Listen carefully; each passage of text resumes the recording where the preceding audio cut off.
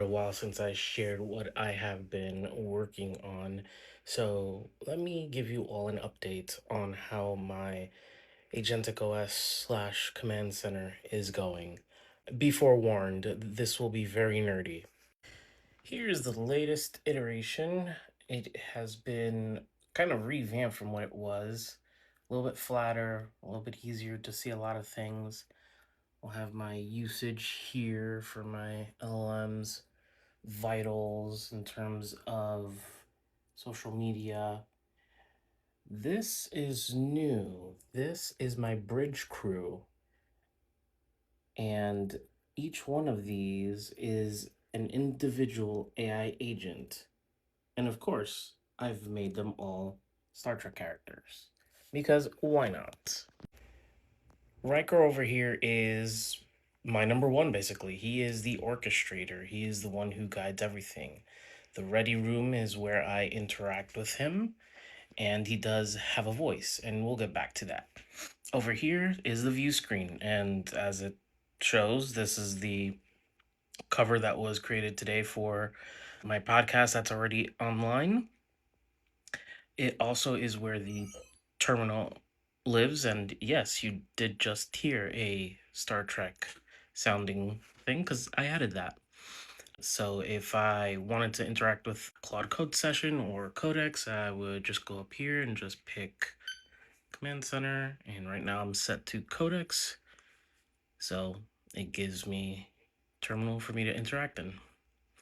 Now, move on down, a couple more metrics here. This is just activity that keeps getting tracked, and then just status of my Obsidian Vault. Now, each one of these, at least the ones up here, can be expanded full screen. So I can make that full screen, close out of it. I can make the terminal full screen. And then I could also look at my bridge crew to see all of their skills that they each have access to.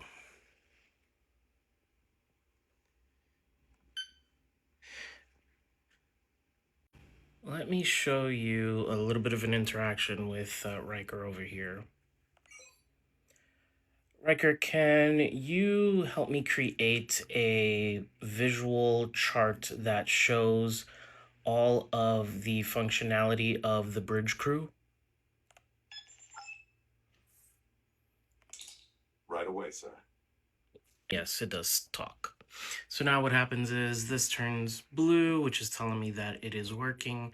If he needs to send this to someone else, which he'll probably either send it to LaForge or Data, and then get me what we need. Did not return a usable routing decision. So that was actually a good thing that happened, because normally I keep getting this error whenever I switch between Claude or ChatGPT, because up here I actually have a toggle where I can switch between either Claude or Codex. So this technically finished, even though it says that it needs me, but if I click in here, it gives me the full breakdown that I asked for it. And it did that in about 12 seconds. So then right now I could either do, if I do yellow alert, means that I see it, but I'm not gonna respond to it. But if I'm already good with it, I can send a response for clarification or just hit acknowledge, and that clears it.